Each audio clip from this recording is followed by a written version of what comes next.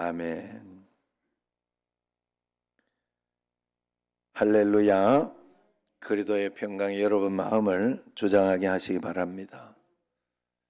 하나님의 매일매일 하나님 앞에서 우리가 온전하게 시간을 잘 지키고 또 그렇게 하나님 앞에 드리면 하나님께서는 반드시 이 예배를 통하여 하나님이 내게 주시는 축복들이 반드시 있습니다.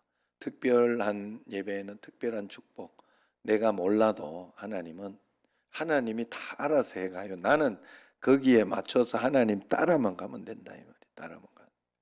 동조하고 그때마다 묻고 그때마다 어떻게 할까요 생각하고 또 그렇게 거기에 판단하고 따라가고 그렇게 하면 돼요. 그냥 그것만 하는 게 내 할 일이에요. 그럼 오늘 제가 이렇게 그 서민이 때문에 저기 지방법원에 가서 정식 재판을 청구를 내가 대신 해주고 왔어요.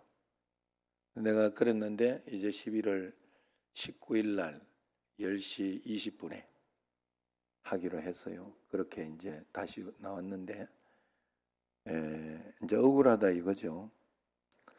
근데 그런 생각이 들었어요. 그 10시 20분인데 그 시간을 안 지키면 뭐 도주나 뭐 이런 거 있고 뭐 이렇게 해서 좀 안 좋게 될 것이다. 이런 거기에 글이 쓰여 있더라고. 안 지킬까? 시간을? 아마 지킬 거예요. 일찍 가서 있을 거예요. 일찍 가서 준비하고 기다리고. 우리가 대통령을 만나도 분명히 그럴 거예요. 그런데 우리가 하나님 앞에 나올 때는 왜 그렇게 하지 않을까? 왜 그런 마음이 없을까? 이제 사실은 뭔가 하면 너무 사랑이 많은 걸 알기 때문에 하나님 앞에 좀 함부로 하는 거예요. 함부로. 그죠? 그런 거예요. 그런데 이게 평생 가면 안 돼. 점점 성숙하면서 그러지면 안 돼요. 그건 어릴 때 하는 거예요. 뭐 지금 이제 그 예준이가 할머니를 친구로 한다고, 엄마보다 할머니를 더 만만하게 보고 있다고 뭐 이렇게 이야기를 하는데 그걸 예준이가 커가지고 할머니를 만만하게 보면 안 돼요. 그건 큰일 난 거예요. 신앙생활은 여러분 하나님은 1점이라도 안 틀려요. 가면 갈수록 여러분들이 더 거룩하고 간절하고 여기에 지금 하나님의 영적인 어떤 그런 것에 아무것도 없는 것 같고 별 것도 아닌 것 같아도 여러분들은 그렇게 생각하면 안 돼요.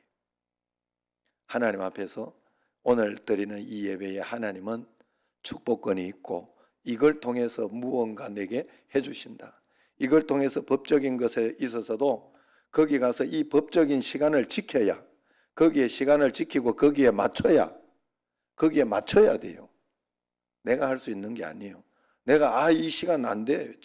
그러면 너는 아웃이야. 그 수밖에 없어요. 하나님 앞에서 우리는 자꾸 하나님은 사랑이 많은 것 때문에 내 마음대로 하려고 그래요. 내 시간, 내 거기에 맞춰서 달라는 거야. 안 돼요. 하나님도 시간이 있어요. 여러분, 하나님 온 우주를 다스리셔야 되는데 이 사람 저 사람 시간 다 맞출 수 없어요. 우리가 맞춰가야 돼요. 하나님이 나를 인도하고 있어요. 내가 내 인생을 인도하는 게 아니에요. 내 인생을 하나님한테 이래라 저래라 한다고 되는 일이 아니에요. 절대로. 절대로 성경은 그렇게 이야기하고 있지 않아요. 하나님이 보이신 식양대로 할지니라. 말씀대로 내가 해주는 말씀대로.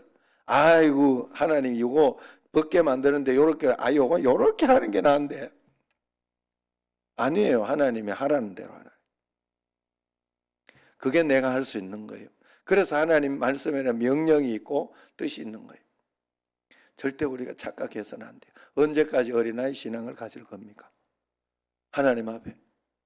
그래도 어쩔 수는 없습니다만 그래가지고는 절대 하늘의 복을, 진정한 복은 받지 못해요. 정말 성숙하고 진심으로 하나님 여기가 하나님 나라구나. 하나님이 나를 인도하고 있구나 하는 그런 경험들은 하지 못한다고요. 정말 우리가 하나님 앞에 진심으로 나가면 그 하나님을 매일매일 여기서부터 천국까지 안 가도 여기서부터 경험하게 될 줄로 믿습니다. 그 하나님을 꼭 만나요. 그러나 인생이라는 게 그래 쉽습니까? 저도 뭐 이렇게 보니까 오늘도 좀 구차하게 보이려고 이제 머리는 딱 이렇게 하고 오면서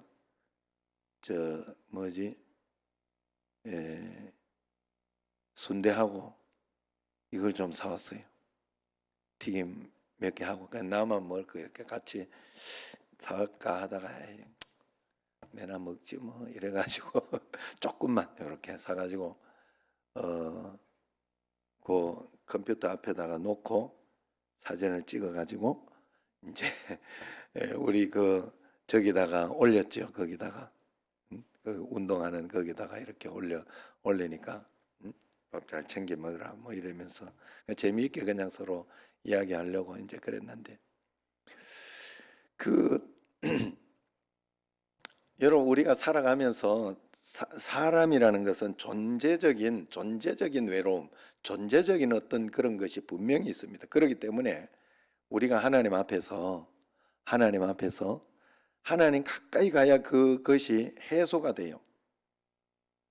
참 신기하잖아요. 사람이 자꾸 사람과 더불어 살아야 되고 이렇게 해야 되는 것은 그 외로움을 해소하고 하기 위해서 사는 건 맞는데 그게 다는 아니에요. 절대로 그걸로 해소가 안 돼요. 우리는 하나님 품에 안겨야 예배 잘 드리 다른 곳에서 해소된다니까요. 그런 걸 또 우리는 하면서 살아야 돼요. 뭐 노래방도 가서 노래도 해야 되고, 뭐 이렇게 맞죠? 여행도 가야 되고 그렇게 해야 되는데 하나님 안에서 우리 집에 이렇게 보면 요즘 이렇게 보면 참 신기하게 예전에는 이제 아내가 없으면서 내 방에 이제 짜샷 조롱이가 다 들어오기 시작했지요.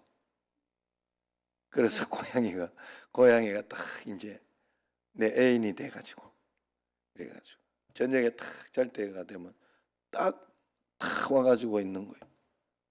딱 와가지고 앞에 품에 딱 얼마나 기분 좋은지 몰라요. 이놈이 왜 여기 나 어떨 때는 굉장히 짠할 때가 있어요. 뭐가 있는가 하면 한계가 통제된 게 우리 집의 통제잖아요. 집 통제. 밖에 가가지고 길고양이 돼가지고 아무나 이렇게 처먹어도 되지만은 그거보다 이렇게 좋은 거 먹고 이렇게 안전하게 있긴 하지만 우리 집 통제 안에서 이놈은 평생 그것만 보다 갈 거잖아. 내가 토끼를 한 번씩 우리 제 방에 이렇게 거기에다 가져다 놓는 이유는 아파트는 2채 뭐 3채 되지만은 토끼가 평생 거기 그 안에서 갇혀가지고 거기만 있잖아. 좀 짠하더라고. 근데 그게 토끼의 일생이요. 그게 토끼의 일생. 그리고 여러분 보기에는 내가 막 너무 마음껏 주고 풍성하게 주니까 토끼 팔자가 최고다 이런 생각하잖아요. 참 이게 생각하기 나름이잖아요. 그죠? 그렇다고 해서 여러분 토끼를 길토끼 만들어 가지고 뭐 온 산 돌아다니면 토끼가 행복하겠어요? 그거는 아니에요. 그건 또 아니에요. 그러니 자기 존재, 자기 만들어진 존재대로 그 안에서 살아가는 게 그래서 고양이 같은 경우에도 집고양이는 길고양이 사는 게 또 행복이고 집고양이는 집고양이대로 이 집에 있는 주인의 사랑을 받으니까 그 고양이가 안정감을 가지고 그러더라 이 말이에요. 우리는 주인의 사랑을 받아야 되는 줄로 믿습니다. 이해되지 않는 거 이해하려고 하지 말고 그냥 주님 앞에 주인 안으로 들어오시면 여러분들이 다 이해되면서 사는 거예요. 할렐루야. 그래 어떤 분이 너무 이해가 안 돼. 퇴계로에서 장사를 하다가 사업이 어려워져 빈털터리가 됐어요. 그래 너무 힘이 들어 길을 걷고 있는데 도대체 삶은 무엇일까? 인생이란 뭐란 말인가? 이렇게 생각하면서 가고 있는데 한 할머니가 계란 몇 개를 노점상에 놓고 삶은 계란 딱 이렇게 써놓은 거예요. 삶은 계란. 뭔 말인지 알죠? 삶은 계란. 어? 삶은 계란 이렇게. 그러니까 맞다. 저 삶은 계란이구나. 이렇게 깨닫고 또 이렇게 그걸 딱 깨닫고 가는데 마침 그 옛날에 레코드 파는 가게에서 최희준 씨의 노래가 인생은 나그네 길 딱 나오는 거예요. 인생은 나그네 길이구나 하는 것을 깨달았더랍니다. 무슨 말인가 하면요, 여러분 삶을수록 단단해지는 게 계란이잖아요. 인생은 고난과 시련을 통해서 다듬어지고 단단해지는 게 인생이다. 이렇게 깨달았다는 소리. 또 인생은 구름처럼 왔다가 흘러가는 거, 여기에 내가 붙잡고 끝까지 있고 싶어도 잊지 못하는 것이 인생이구나. 그걸 깨달았다 이 소리. 고대 유명한 사냥꾼이 꿈속에서 독수리를 향해서 활을 겨누고 있었습니다. 어찌된 일이지 독수리는 꿈쩍도 하지 않고 어딘가를 뚫어지게 바라보고 있습니다. 독수리 눈길을 따라가 봤더니 그 눈길 끝에는 뱀이 있습니다. 뱀 잡아먹으려고. 그 뱀은 독수리를 의식도 않고 또 뭔가를 노려보고 있습니다. 뱀의 눈길을 따라가 보니 개구리 한 마리가 있습니다. 그 개구리 역시 뱀이 자기를 잡아먹으려고 다가오는 것을 눈치채지 못하고 벌레 한 마리를 잡아먹기 위해서 혀를 날랑거리고 있더라는 거예요. 그때 사냥꾼이 깨닫는 거예요. 그렇다면 내 뒤에도 지금 무엇인가 나를 노려보고 있는 것이 있다는 말인가 하고 탁 뒤를 돌아보니 저 먼 곳에서 죽음의 사자가 한 걸음 한 걸음 자기를 걸어오고 있더랍니다. 여러분 모든 피조물들은 오늘도 한 걸음 한 걸음 죽음의 길을 향해 걸어가고 있습니다. 죽음이 우리를 찾아오는 거예요. 그러나 우리 그리스도인들은 죽음의 길을 걷는 것이 아니라 내 아버지 하나님 계신 천국을 향해 걷는 사람들이라는 거죠. 그래서 오늘 본문 용어를 빌리면 본향 가는 사람들, 이것이 믿는 사람들이. 성경에서는 히브리서 11장 7절에 사람이 한 번 죽는 것은 정한 이치라고 이야기를 합니다. 구태여 성경이 아니더라도 이건 만고불변의 진리죠. 우리가 죽는 사람을 보고 죽은 사람을 보고 돌아가셨다 이렇게 이야기하죠. 돌아가셨다.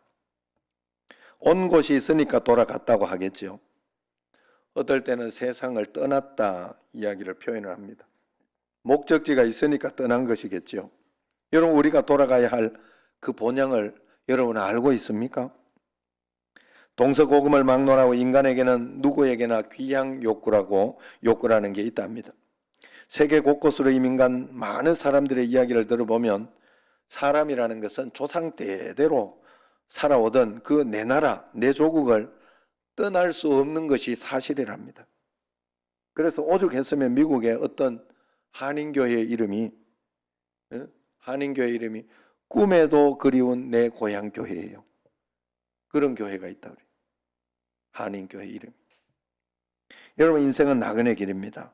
다만 그 나그네의 길이 정처 없이 죽음과 멸망의 길이냐 아니면 목적지가 있는 영생과 천국의 길이냐 그것이 다를 뿐입니다. 인생은 나그네, 지구는 여간방, 하나님은 여간방 주인.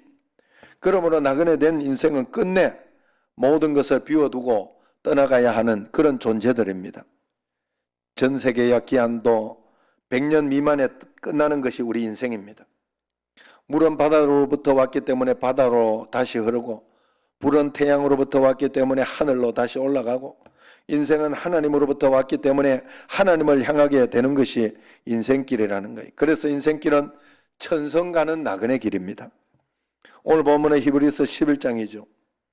히브리서 11장은 성경에서 몇 안 되는 별명을 가진 성경 가운데 하나예요. 고린도전서 13장을 사랑장이라 그래. 고린도전서 15장을 부활장이라 그래. 히브리서 11장을 뭐라고 하는지 알죠? 믿음장이라 그래. 믿음장. 40절 가운데 믿음이라는 단어가 25번 이상이나 반복되고 있어요. 11장 본문을 읽다가 보면 아침 식탁에 밥 김치처럼 믿음으로 하는 말이 계속 입에 씹힙니다. 예수님께서 이 땅에 계시는 동안 제자들이나 사람들을 꾸짖었을 때가 있어요. 꾸짖었을 때는 언제나 믿음이 없음을 꾸짖었어요. 믿음이 없는 것 가지고 꾸짖었어요. 그리고 사람들을 칭찬할 때가 있었습니다. 그때는 언제나 믿음 있음을 칭찬했어요. 삶의 기적이 일어나는 자리에는 항상 내 믿음이 크도다 믿음이 있었습니다.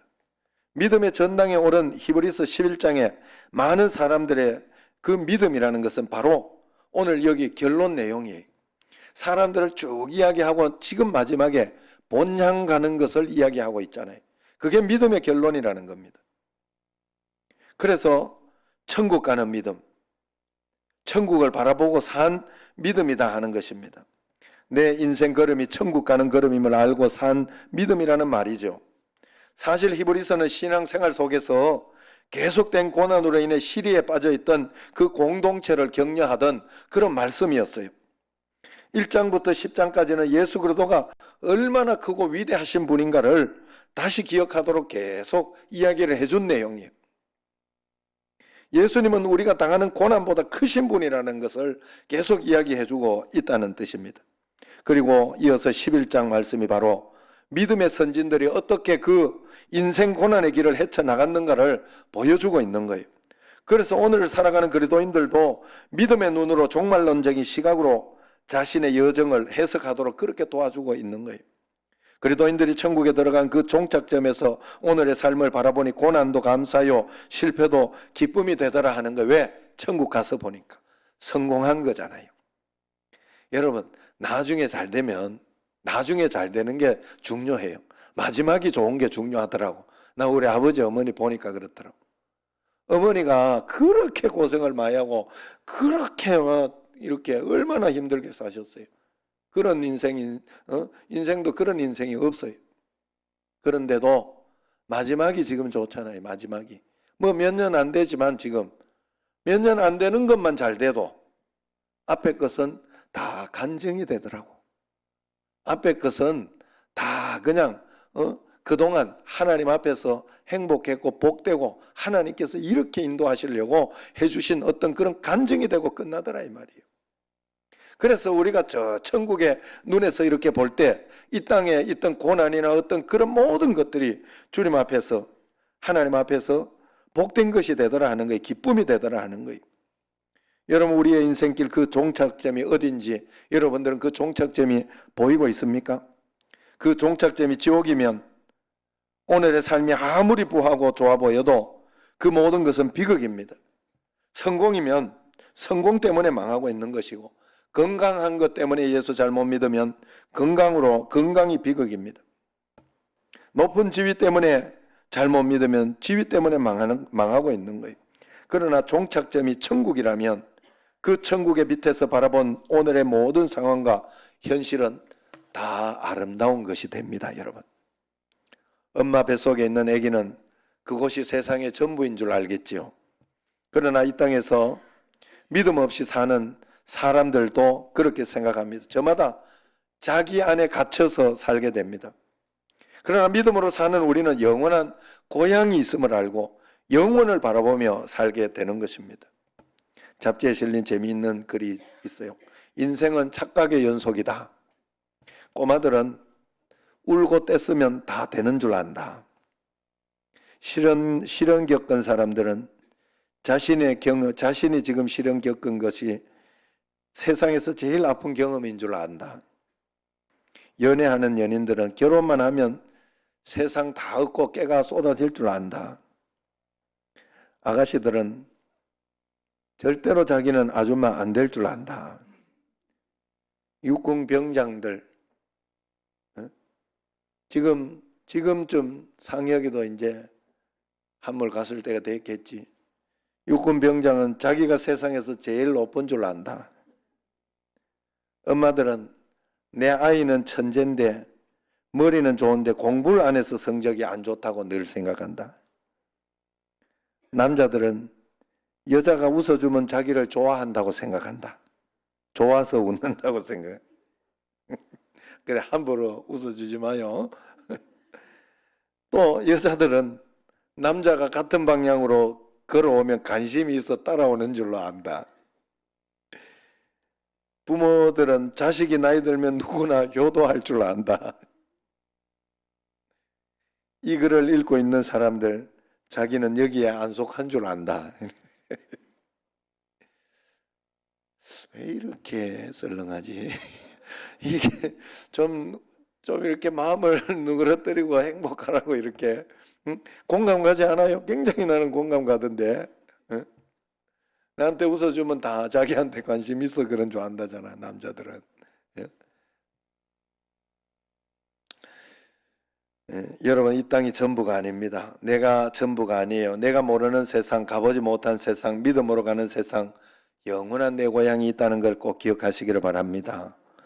얼마 전에 몇 년 전에 브라보 마이 라이프라는 영화가 나온 적이 있어요. 그것은 브라보 마이 라이프라는 작은 소책자에서 따온 것인데, 이것을 본 네티즌들이 쓴 인생 여정 글이 있었어요. 한 살 인생, 자고 또 자고 잠에 푹 빠져버린다. 2살 배기, 기어가느냐 걸어가느냐 그것이 문제로다. 3살, 때를 쓰면 엄마가 들어줄 때도 있고 야단칠 때도 있어 헷갈린다. 5살짜리, 이제 투정 부리면 돌아오는 것은 분유가 아닌 해초리. 12살 인생, 방학 숙제도 하루 만에 다 할 수 있다. 한 달 일기도 2시간이면 충분하다. 19살, 19살보다는 고3으로 많이 불린다. 21살, 교복을 벗어버리니 군복을 입혀주더라. 35살, 둘러보면 주위엔 노처녀들 뿐이다. 있을 때 잡고 놓지 말았어야 했는데. 결혼 못한 35살인가 봐. 40살, 나이 물어보면 꼭 만 나이로 대답한다. 아직 30대야 이렇게. 45살, 자신의 말은 많아지고 남의 말은 잘 듣지 않는다. 47살, 젊어 보인다는 말이 최고의 칭찬. 53살, 부끄럽고 촌스럽게만 했던 꽃무늬 이제는 필수품이 되었다. 56살, 동네 꼬마들이 인사할 때 할아버지라고 불러야 할지 아저씨라고 불러야 할지 고민들을 한다. 66살, 66살, 지하철을 무료로 타고 다닐 수 있다. 67살, 어릴 때는 할머니를 보며 나한테도 저런 날이 올까 했는데. 68살, 될 수 있으면 말을 짧게 해야 대접받는다. 71살, 질병도 삶의 일부가 되는 나이. 70 넘으면 삶의 일부라고 생각해야 되지. 아유, 큰일 났다 이렇게 생각하면 안 돼요. 그냥 같이 간다 생각하고 골골 하는 사람이 더 오래 살아요. 아셨죠? 81살, 70을 넘길 수 있을까 생각했는데 막상 80이 넘으니 오래 살고 싶은 마음이 강해진다. 92살, 92살, 안 그런 척하지만 죽음이 두렵다. 100살, 인생은 그 자체로 아름다운 여행이었다. 이렇게 결론을 냈어요. 여러분 실감 나십니까? 이게 인생이라는 겁니다. 내 인생 여정 끝나는 날 밝고 빛난 천국이 나를 영접해 줄 것입니다. 그러므로 인생길은 천국 가는 고향길임을 우리는 꼭 알아야 할 줄로 믿습니다. 우리 기독교 역사의 인생길이 고향길, 천성 가는 길임을 보여준 위대한 작품이 하나 있지요. 존 버년의 철로 역정이잖아요. 존 버년은 국교회의 박해로 1660년에 설교 금지 및 비밀 집회 금지령 위반죄로 체포되어서 12년간 감옥 생활을 했습니다. 감옥 생활 마지막 기간인 1667년부터 1672년에 5년간의 감옥 생활은 철로 역정을 쓰는데 온몸을 바쳤어요. 1678년 출판된 이 책은 여러 세대 동안 성경 다음으로 사랑받는 그런 작품이 됐죠. 철로 역정의 원 제목은 The 필그림스 프로그레스, 순례자의 여정이다 하는 그런 제목입니다. 한 사람이 광야 같은 세상을 살다가 조그만 동굴에 이르렀어요. 그는 거기서 잠을 자다가 꿈을 꿉니다. 꿈속에 남루한 옷을 입은 한 남자가 손에 책을 들고 등에는 커다란 짐을 지고 책을 읽더니 고통스럽게 흐느끼기 시작하며 울부짖습니다. 내가 어찌할꼬? 그러면서 철로 역정은 시작하지요. 여러분 그나마 예전에 우리 같이 철로 역정 이 연극 보고 온 분들은 이게 참 기억이 날 거예요. 뭐 다 몰라도 참 기억이 날 거예요. 여기서 꿈을 꾼 사람은 존 버년 자신을 상징하는 것이고, 동굴은 그가 12년간 갇혀 있었던 영국 벽촌 베드포드 강 다리 위에 습기 찬 다락 감옥을 말합니다. 남루한 옷이라는 것은 인간들이 자신을 자랑하는 의의를 말하고, 커다란 짐이라는 것은 죄악의 짐을 말하고 있습니다. 존 버년은 꿈이라는 형식을 빌려서 주인공 크리스찬이 장차 망할 성 파멸의 도시를 떠나 온갖 역경과 고난 그리고 유혹이 가득 찬 험난한 길을 마침내 나그네 된 성도의 본향인 천성에 이르게 되는 그 과정을 생생하게 묘사해 주고 있죠. 주인공 크리스찬은 나와 너 그리고 우리 그리스도인들을 모두 대표하는 사람이라 할 수 있습니다. 외로운 순례자 크리스찬은 절망의 수렁에 빠지기도 하고 좁은 문을 통과하기도 하면서 허영의 시장거리를 지나 고난의 산을 넘어 마침내 죽음이라는 어두운 강을 건너 천성에 이르게 됩니다. 여러분, 오늘 이 시간 인생을 당장 마감하더라도 부끄러울 것이 없이 하나님 앞에 우리가 설 수 있을까요? 천국에 들어갈 확신이 여러분에게 있습니까? 영생을 얻으셨어요? 구원받았습니까? 그것을 놓치고 있다면 우리가 무엇을 위해 산다는 말이겠어요? 공자께서는 죽음 이후를 묻는 제자들에게 이렇게 말했지요. 살아있는 일도 다 알지 못하는데 죽음 이후의 일을 어떻게 알랴? 그렇게 말했어요. 이 얼마나 공허하고 절망스러운 유교의 가르침입니까? 존 버년은 그래서 철로 역정에서 인생 여정을 실패하게 만드는 많은 유혹이 있다는 것을 실감나게 그려주고 있죠. 그래서 철로 역정에 보면요, 7가지 중요한 내용이 있어요. 첫째는 가까운 사람들의 오해와 조롱 그리고 핍박과 박해를 이기지 못하는 그리스도는 천성에 도달할 수 없다 이야기를 합니다. 그런 것들을 이겨내야 된다는 거예요. 이기는 자잖아요, 우리는. 그리고 두 번째는 잠시 절망의 늪, 수렁에 빠졌다고 쉽게 낙심하고 도망가는 변덕쟁이는 철로 역정을 계속할 수 없다는 걸 가르쳐 주고 있죠. 거기에서.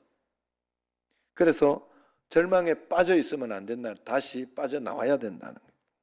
세 번째는 복음 신앙을 잃어버리고 세상 현자, 세상의 지혜자의 가르침, 거짓된 가르침에 넘어간 자도 순례자가 될 수 없다고 이야기하지요. 이단 사설이나 아니면 세상 어떤 지식 거기에 빠져가지고 넘어가면 안 되는 거예요. 그 순례자의 길은 그 길도 꼿꼿하게 걸어가야 돼요. 네 번째는 우리 신앙 불꽃을 꺼뜨리기 위해 얼음 냉수를 끼얹는 마귀의 공격을 이기지 못하는 자도 천성에 이를 수 없다고 해요. 그래서 성령의 기름 부으심을 늘 사모하는 크리스찬은 마귀의 바람이 강하면 강할수록 더 많은 기름을 공급받을 수 있다고 거기 그렇게 표현하지요. 참 바람이 오고 막 눈이 오고 막 그러는데도 이겨내고 뚫고 나가잖아요. 더 큰 공급, 성령의 공급을 받아서 그런 거예요. 다섯 번째는 이단에 빠진 자, 배교자는 쭉정이처럼 멸망의 불에 던져진다고 하지요. 여섯 번째는 크리스찬이 좁은 산길을 지나가는데 길 양옆에 사자가 지키고 있어요. 공포에 떨고 있는 크리스찬에게 한 음성이 들리죠. 크리스찬, 놀라지 마라. 그 사자는 발 묶인 사자다. 좌로나 우로나 치우치지 말고 바른 길을 가라. 좌로나 우로나 치우치며 가면 잡아먹힌다는 거잖아요. 그래서 신앙생활은요, 여러분 정말 정도를 꾸준히 그냥 흔들리지 않고, 이런 일 저런 일은 많이 있지만 우리 인생에 흔들리지 않고 꾸준히 말씀을 믿고 예배드리고, 내가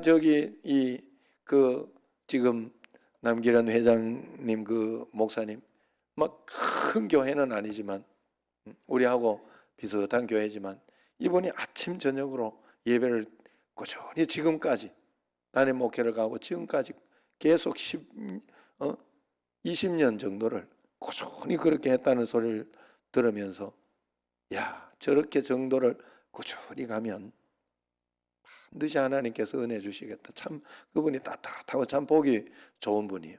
참 존경스러운 분이. 그래서 여러분 그렇게 가야 돼요. 그래야 승리할 수 있습니다.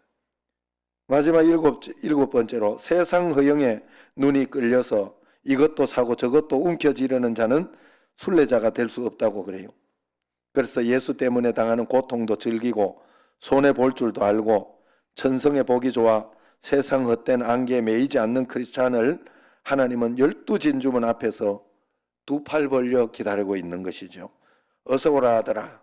너를 위한 영원한 나라가 준비되어 있느니라. 천군 천사 승리의 나팔 승리가 울려 퍼지는 거 아니겠습니까? 우리 싸움 마치는 날 의의 면류관 예루살렘 성에서 맞죠? 할렐루야. 우리 싸움 마치는 날이에요.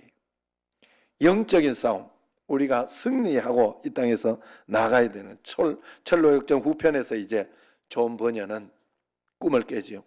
그러면서 자신이 걸어가는 천성길을 자신이 사랑하는 가족을 깨워가지고 그 가족과 함께 그 길을 걸어가는 얘기로 마칩니다.